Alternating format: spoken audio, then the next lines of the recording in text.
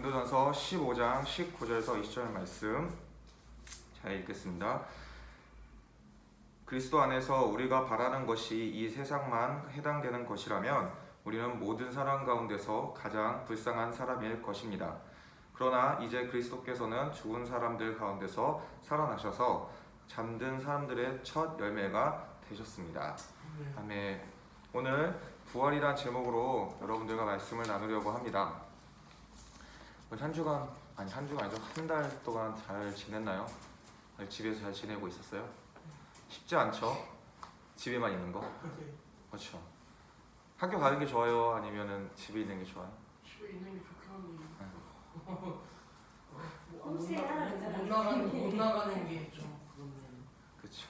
어쨌든 다들 잘 무사히 한 날 잘 버텨주고 만날 수 있어서 좋습니다. 오늘은 부활절입니다. 여러 가지 의미가 있을 부활절이기도 하지만 특히 지금의 상황 가운데 이 부활의 의미를 한번 잘 생각해 봤으면 좋겠습니다. 오늘 본문 말씀에서 이렇게 얘기합니다. 우리 모든 사람 가운데서 가장 불쌍한 사람일 것입니다. 왜 불쌍할까요? 그 말은 그리스도 안에서 우리가 바라는 것이 이 세상에만 해당된다면 우리가 불쌍한 사람일 거라고 얘기합니다. 바로 이 예수 그리스도를 통하여 죽은 자, 여기서는 잠든 사람들의 첫 열매가 되셨다고 했는데 죽은 자 가운데서 다시 살아나셨던 그분의 이야기를 오늘 부활이라는 제목으로 같이 나누려고 합니다. 일단 부활한다.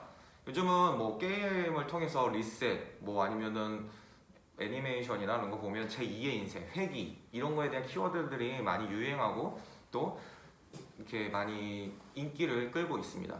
그게 왜 그럴까요? 다시 회귀하고 다시 돌아와서 아주 리셋하는, 지금의 삶이 너무나 힘들고 또 다시는 우리가 할 수 없지만 그런 것들이 우리의 욕망들을 애니메이션이나 또 영화나 이런 걸 통해서 또 다른 표현의 한 방법으로 쓰이고 있습니다.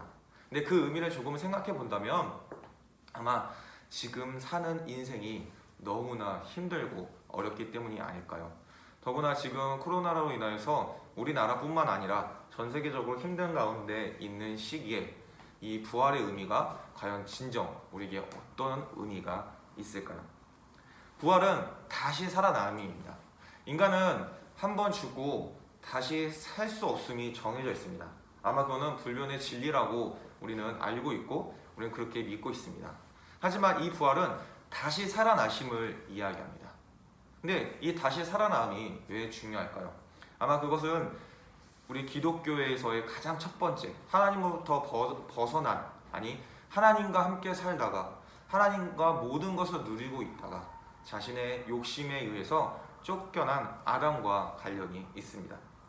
결국은 하나님처럼 되고 싶어, 하나님처럼 살고 싶어 그는 하나님과의 언약인 약속이었던 선악과의 열매를 먹게 되었고 그로 인하여 하나님으로부터의 떨어짐 그리고 죽음이라는 것을 얻게 되었습니다. 그 이후 모든 사람들은 태어나서 다 죽게 되었고 지금까지도 모두 다 죽게 되어 있습니다. 물론 앞으로도 죽게 될 것이라고 생각을 하며 지금 그것을 모든 인간은 죽는다는 것을 진리로 받아들이고 있는 것이 지금의 우리의 모습입니다. 그럼에도 불구하고 2000년 전 단 한 사람만이 죽은 자 가운데서 바로 깨어난 것이 아니라 코마 상태에서 살아난 것이 아니라 정말로 3일 동안 무덤에서 있다가 3일 후에 다시 살아나신 분이 예수 그리스도라고 이야기합니다. 근데 이 죽음에서, 이 부활에서의 이 죽음에서 이겼다는 것이 무엇일까요? 그것은 많은 성경에서 이야기합니다.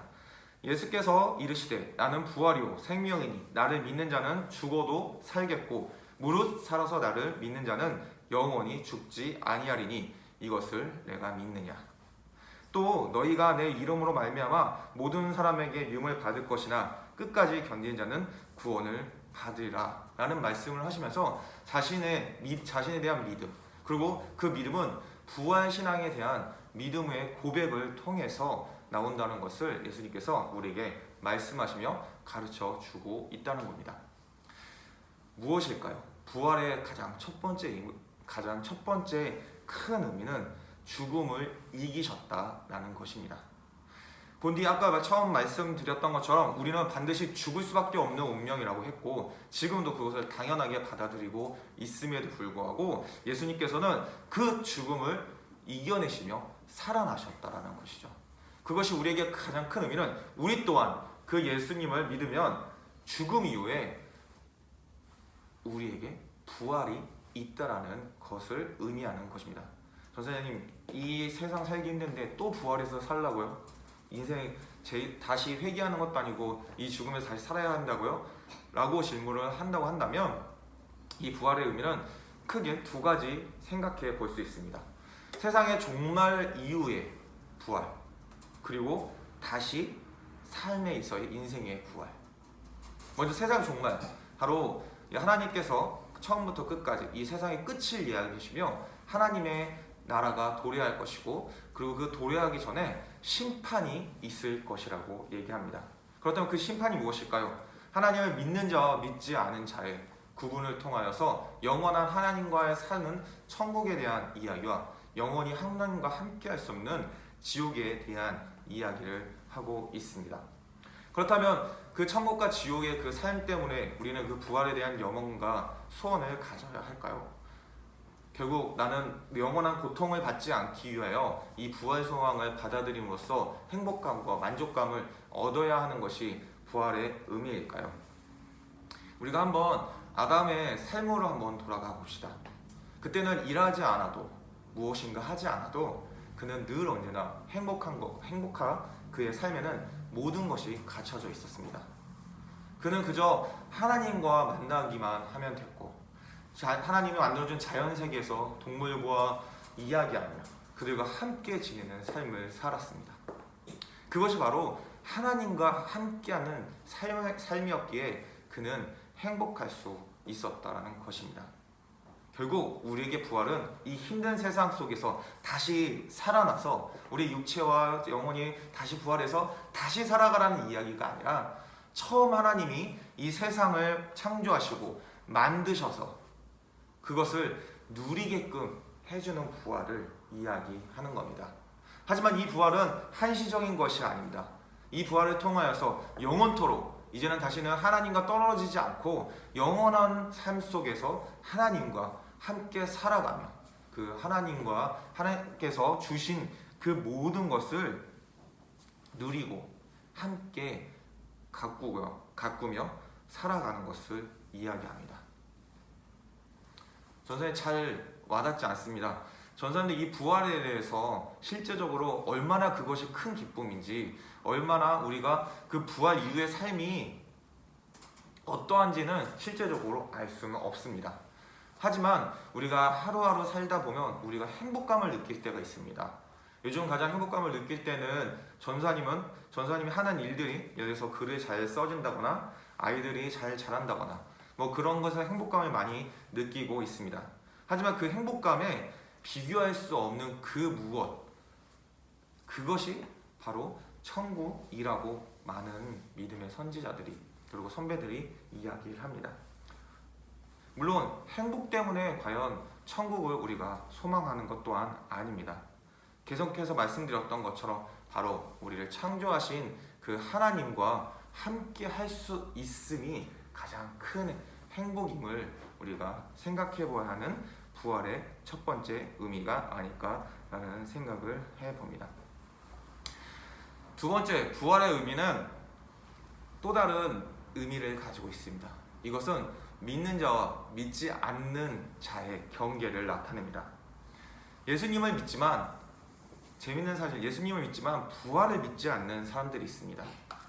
하나님을 믿지만 예수님을 믿지 않는 자들도 있습니다. 이처럼 많은 기독교인이라고 하기도 하고 기독교라고 말하고 아니 교회라고 말하고 있는 그 가운데 부활을 믿지 않는 자들이 있습니다. 하지만 오늘 아까 말씀에서 읽어드린 것처럼 예수님께서는 이렇게 말씀하셨습니다. 나는 부활이요 생명이 나를 믿는 자는 죽어도 살겠고 무릇 살아서 나를 믿는 자는 영원히 죽지 아니하리라 라고 말씀하셨습니다. 결국 부활을 믿지 않는 자, yani 예수님이 부활하심을 믿지 않는 그 자들은 바로 하나님께 영원한 삶을 얻을 수 없다는 의미를 가지고 있다는 것입니다. 결국 부활은 진정한 그리스도를 믿는 자와 믿지 않는 자를 나누는 의미를 또한 가지고 있습니다. 그렇다면 여러분들은 지금 같은 시기에 여러분들의 부활에 대한 믿음에 대해서 어떻게 생각하십니까? 예수님의 부활하심을 믿고 계십니까? 아니면 부활은 하나의 에피소드 아니면 전설적 이야기, 그냥 종교적 이야기라고 생각하고 있습니까? 만약 전자라면 우리의 부활에 대한 이 신앙은 의심할 것이 없지만, 만약 후자라고 한다면 정말 우리의 신앙을 다시 한번 생각해 보아야 할 것입니다. 그것은 바로 오늘 본문에 잘 나타나 있습니다.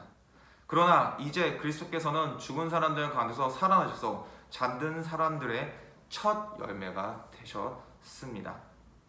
그것이 무엇일까요? 아담 안에 모든 사람이 준 것 같이 그리스도 안에서 모든 사람이 살아나게 되었다는 말씀입니다. 결국 예수 그리스도의 죽음의 부활을 이기심을 통하여 우리는 그 예수님을 믿음을 통하여 영원한 삶, 그리고 부활의 그 기쁨을 맞이할 수 있다는 것입니다. 부활절을 맞이하며 아무 생각 없이 그냥 똑같은 주일이었다고 생각을 한다면, 그냥 변함없이 다가오는 주일의 한 날이라고 생각한다면 우리는 조금 더 생각해 봐야 할 것입니다. 우리에게 주시는 이 부활의 의미가 어떤 의미인지를, 그리고 이 부활의 의미를 통해서 우리가 가져야 될 신앙의 참된 자세는 어떠한지를 한 번 더 생각해 봐야 할 것입니다.